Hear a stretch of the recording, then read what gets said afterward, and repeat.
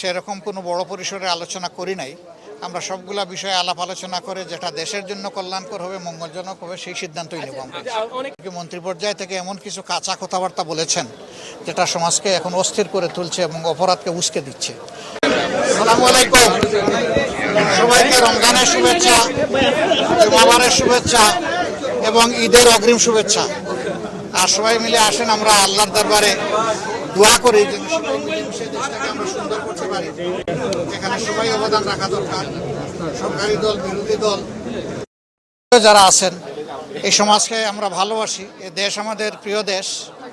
দেশ ভালো থাকলে ইনশাল্লাহ আমরা ভালো থাকবো। দেশ যদি খারাপ হয় আমরাও ভালো থাকতে পারবো না। তবে দেশে কিছু বিদ্যমান সমস্যা আমরা দেখতে পাচ্ছি গত কয়েকদিন ধরে। মানুষের জীবনের নিরাপত্তা দারুণভাবে বিঘ্নিত হচ্ছে। আমরা সরকারকে দৃষ্টি আকর্ষণ করব যে এইদিকে সরকার যেন যথাযথ মনোযোগ দেন এবং বিশেষ করে সরকার দলীয় কেউ যেন এই সমস্ত অপরাধের দায়িত্ব না নিয়ে অপরাধীদের পাশে না দাঁড়ান। যদি অপরাধীদের পাশে সরকারি দলের লোকরা দাঁড়ানো শুরু করেন তাহলে এই সমাজ থেকে অপরাধ দূর করা একেবারেই অসম্ভব। তারা যদি সদিচ্ছার পরিচয় দিতে পারেন সমাজটা ভালো হবে, আমরা এটা আশা করতে পারি। আমরা দেখতে চাই যে সমাজ ভালো হবে ইনশাল্লাহ। আসসালামু আলাইকুম। আমি বিরোধী দলীয় নেতা হিসেবে আসি নাই, আমি শফিকুর রহমান হিসেবে আপনাদের মানুষ আপনাদের কাছে এসেছে, এটাই আমার অনুভূতি।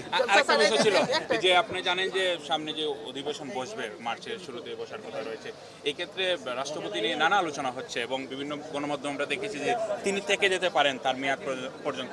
আপনারা বিরোধী দল নেতা হিসেবে আপনারা কি অভিশংসন জানাবেন কিনা অধিবেশনে রাষ্ট্রপতি? আমরা এই ব্যাপারে এখনো দলীয় ফোরামে সেরকম কোনো বড় পরিসরে আলোচনা করি নাই। আমরা সবগুলা বিষয়ে আলাপ আলোচনা করে যেটা দেশের জন্য কল্যাণকর হবে, মঙ্গলজনক হবে, সেই সিদ্ধান্তই নেব আমরা। অনেকে ভাবছিলেন নির্বাচন করে দেশে একটা স্থিতিশীলতা আসবে, নাগরিক হিসেবে আপনি কি মনে করছেন? মানে এখন যে পরিস্থিতি, দেশে আইন শৃঙ্খলা সব মিলে কি মনে করছেন? ওই যে বললাম, অবস্থা ভালো নেই এবং এর জন্য ইতিমধ্যে সরকার দলের কিছু গুরুত্বপূর্ণ দায়িত্বশীল ব্যক্তি এমনকি মন্ত্রী পর্যায় থেকে এমন কিছু কাঁচা কথাবার্তা বলেছেন যেটা সমাজকে এখন অস্থির করে তুলছে এবং অপরাধকে উস্কে দিচ্ছে। এই সমস্ত দায়িত্বজ্ঞানহীন কাণ্ড কারখানা চলতে থাকলে এই দেশ ভালোর দিকে যাবে কিভাবে? দায়িত্ব মূলত সরকারকেই নিতে হবে। আর আমাদের অবস্থান হচ্ছে যে তাওয়ানু আলাল বিররি ওয়াত তাকওয়া ওয়ালা তাওয়ানু আলাল ইসমি ওয়াল উদওয়ান। সরকার যদি কোনো ভালো কাজ করে, উদ্যোগ নেয়, অবশ্যই আমাদের সমর্থন পাবেন। কিন্তু সরকার যদি জনগণের ক্ষতি করে, পরিবেশের ক্ষতি করে এবং আল্লাহর দিনেরও কোনো ব্যাপারে যদি সরকার বিপক্ষে দাঁড়িয়ে যায়, আমরা সেখানে ছাড় দিয়ে কথা বলবো না। বিরোধী দল হিসেবে আপনাদের ভূমিকাটা কি থাকবে? এই তো দেখবেন ইনশাল্লাহ, বিরোধী দল হিসাবে তো সংসদে গেলে দেখবেন।